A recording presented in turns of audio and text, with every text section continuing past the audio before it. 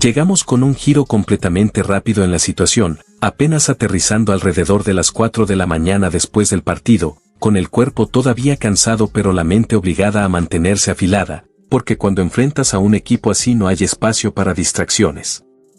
Era evidente desde el inicio que este no era un rival cualquiera, un conjunto sólido, con dos interiores muy activos que ya nos habían demostrado en su propia cancha que podían imponerse si no estábamos concentrados al 100%. Y en ese contexto de exigencia total, la conversación alrededor del deporte se ha salido completamente de control, porque imagina despertar y descubrir que la atleta más famosa de Estados Unidos acaba de recibir una oferta tan enorme que podría comprar una liga deportiva completa y, con eso, redefinir el mapa global del deporte para siempre. Internet literalmente colapsa, las redes sociales entran en caos absoluto y comienzan a circular rumores masivos que parecen imposibles de creer. Caitlin Clark, considerada por muchos como la reina indiscutible del baloncesto, habría recibido en secreto una oferta de $1.000 millones por parte de una liga deportiva respaldada por capital saudí. Al principio sonaba a ficción pura, el tipo de historia exagerada que normalmente solo vive en los rincones más caóticos de Internet. Pero cuando se observa el nivel de atención, la intensidad mediática y el fenómeno global que ha acompañado su transición del baloncesto universitario al profesional, esos rumores empiezan a perder lo absurdo. Porque no se puede ignorar lo que ocurrió cuando se filtró su contrato de novata en la WNBA, un salario base sorprendentemente bajo, apenas un poco más de $76.000 en su primer año. La reacción fue inmediata. Fans enfurecidos, celebridades reaccionando públicamente en redes sociales y medios tradicionales desmenuzando sin descanso la estructura económica del deporte femenino. La incomprensión era general, ¿cómo era posible que una jugadora generacional, capaz de atraer a decenas de millones de nuevos espectadores, estuviera ganando menos que un profesional corporativo de nivel medio? Ese choque entre valor real y compensación económica creó la tormenta perfecta, un ambiente tan inestable que la idea de una compra internacional o una oferta masiva dejó de sonar como fantasía para empezar a sentirse como una posibilidad inevitable. Pero esto apenas era el comienzo. Porque antes de que los rumores globales explotaran, ya había habido un intento real de romper el sistema. Ice Cube, figura icónica de la música y empresario, sorprendió al mundo del deporte cuando puso sobre la mesa una oferta legítima de $5 millones para que Caitlin Clark se uniera a su liga Big 3 de baloncesto. No era un rumor ni una estrategia de publicidad barata, era un movimiento calculado, directo y diseñado para desafiar las reglas tradicionales del deporte profesional. La propuesta incluía beneficios adicionales, participación en ingresos de merchandising, posibles roles de propiedad y una libertad creativa que las ligas convencionales rara vez ofrecen. Fue una señal clara de que el viejo sistema estaba empezando a resquebrajarse. Ice Cube entendió la diferencia entre el valor real de una estrella global y las limitaciones impuestas por estructuras contractuales antiguas. Y a partir de ahí, la conversación escaló aún más.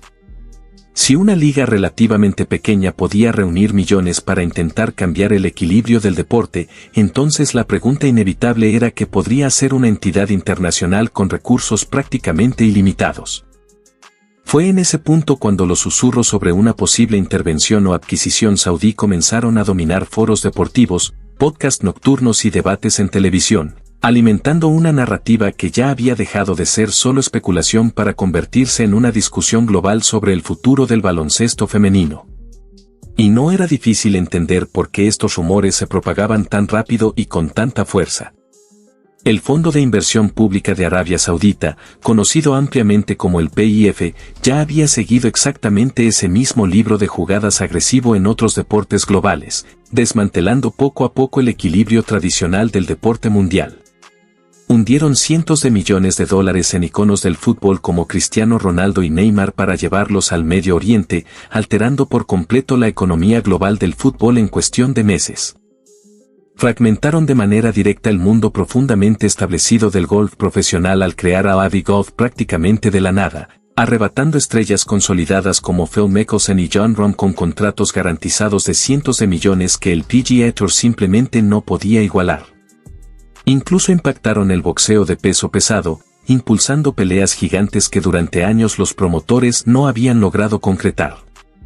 La estrategia saudí en el deporte es simple en concepto, pero brutalmente efectiva en ejecución: identificar a las figuras más influyentes del planeta, ofrecerles cantidades de dinero tan absurdas que parecen un fallo en la realidad y obligar al mundo entero a girar alrededor de sus nuevas ligas.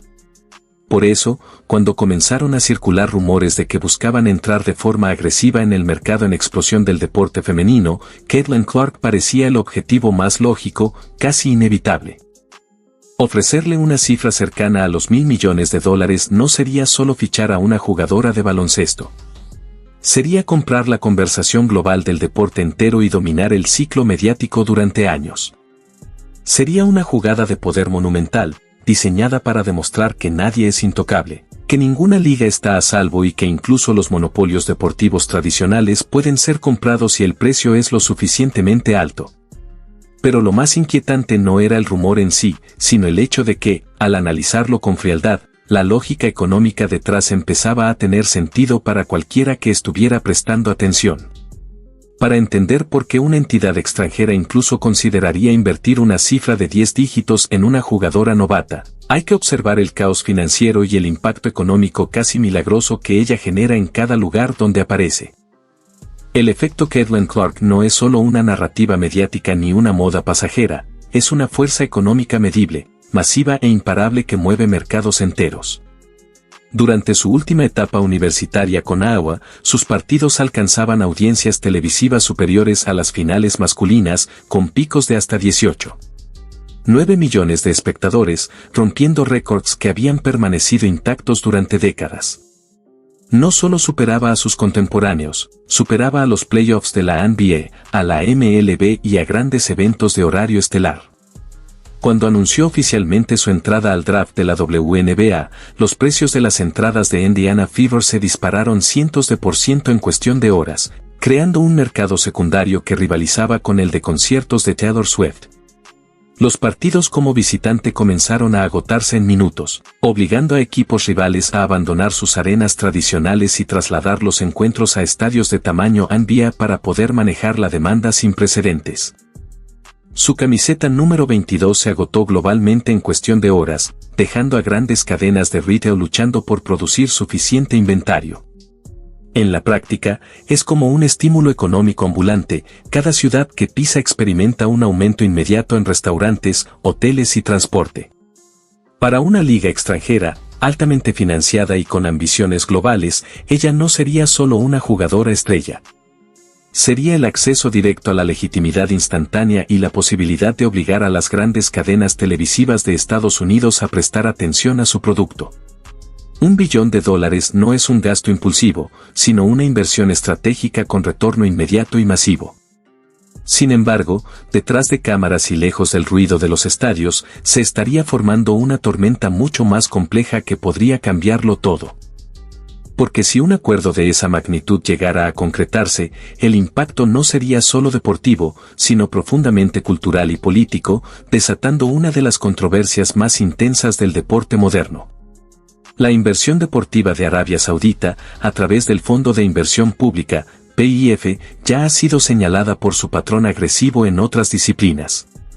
Críticos, organizaciones de derechos humanos y figuras políticas han acusado repetidamente estas maniobras de sportswashing, una estrategia para mejorar la imagen global mediante eventos deportivos de alto perfil mientras se desvían las críticas sobre asuntos internos. En ese contexto, imaginar a la figura más querida del baloncesto femenino estadounidense aceptando un contrato multimillonario desde el extranjero abriría un debate explosivo sobre ética, lealtad y dinero. La reacción pública sería inmediata y polarizada. Para muchos, sería vista como una traición; para otros, una decisión completamente lógica dentro de un sistema deportivo que históricamente ha subpagado el talento femenino. La presión mediática, política y social sobre una atleta de apenas 22 años sería abrumadora, convirtiéndola en el centro de una guerra cultural donde cada decisión sería juzgada al extremo. Pero mientras Internet se consumía en especulaciones sobre ofertas imposibles, la realidad seguía otro camino. Caitlin Clark no necesitaba abandonar el sistema para asegurar su futuro financiero. Grandes corporaciones estadounidenses ya estaban listas para construirle un imperio comercial. Nike firmó acuerdos históricos con cifras récord, incluyendo su propia línea de zapatillas. Marcas como Gatorade, State Farm y Panini America se sumaron a contratos multimillonarios que transformaron su imagen en una máquina global de ingresos. De esta forma, Clark superó las limitaciones del salario de la WNBA, convirtiéndose en una de las atletas femeninas mejor pagadas del planeta sin abandonar la liga.